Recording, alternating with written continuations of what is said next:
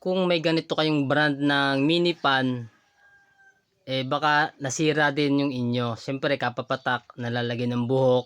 Alam mo naman sa bata, pag ginagamit yan, napapatak talaga yan. Tapos nalalagyan ng mga buhok sa loob. Ito ay napipindot tapos may power pero hindi umiikot yung LC. Yan. Hindi siya umiikot. Number 1, number 2, number 3, number 4. Hindi po ako manggagawa, hindi ako repairman talaga, hindi ako professional. Naisipan ko lang gawin at baka sakaling maayos ko. Sundot ko lang tapos inalis ko yung buhok. Tapos, ikot-ikot hanggang sa umangat yung LC, yung plastic na LC. Sinilubog ko uli. Nung tumunog,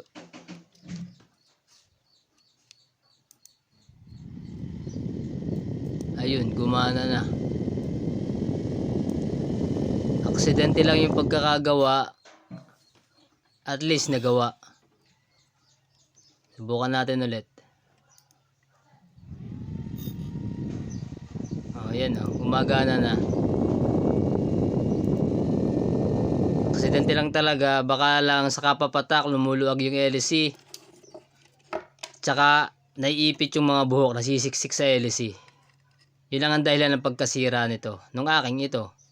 Hindi natin alam sa iba. Pero kung gusto nyo i-repair yun sa inyo, madali lang. Ganito yung ganun lang. Hindi ko na naipakita kung paano binaklas dahil makikita nyo kung paano ko ikakabit. Kung paano ko kinabit, siguro masusundan nyo kung paano ko binaklas. Meron niyang 6 na screw. Meron pinakamaliit na 3 at may maliit lang na 3 din.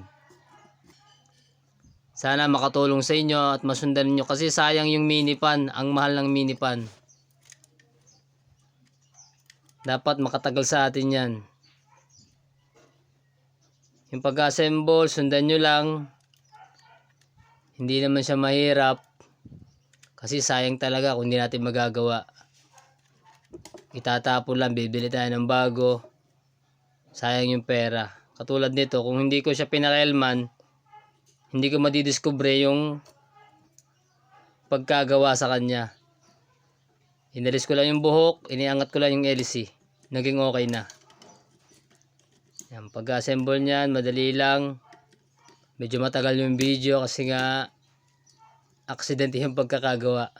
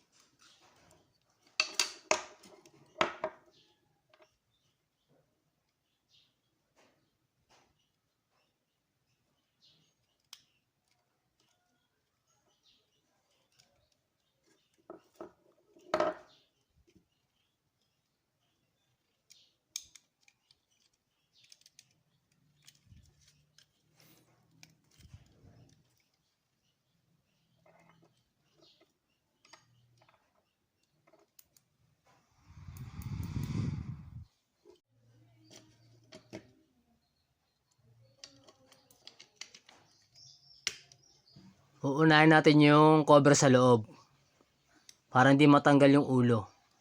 May 3 yang screw na maliliit. Pero hindi naman ganun kalit na kaganong 3 sa ibabaw. 2 size yan. Isang pinakamaliit tsaka isang maliit.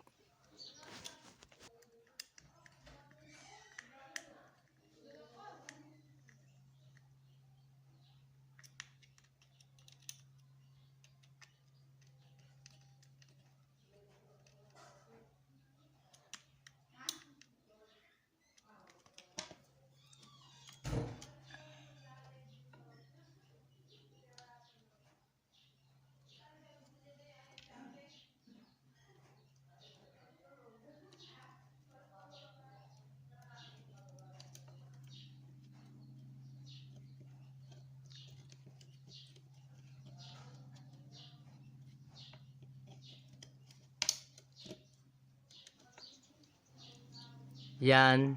Dito yung tatlong screw maliliit na pinakamaliliit. Gumamit ako ng magnet para hindi mawala yung maliliit na screw. Kasi pag nawala yan, mahirap nang humanap niyan.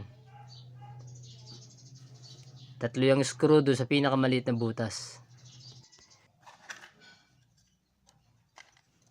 Ito na yung pinakahuli. Kakabit natin yung switch. Ingatan nyo yung maliit na wire mapunta sa switch kasi pag na-hold yan, naipit, hindi nyo mapapatay. Dire-diretso yung ikot nyan. Kung paano baklasin, panoorin nyo lang kung paano ko kinabit. Yun na rin yun. Testing. Yan, gumagana na. Sana nakatulong sa inyo. Magawa nun yung mini pan nyo para sa inyong mga anak at hindi na kayo bibili ng bago. Salamat.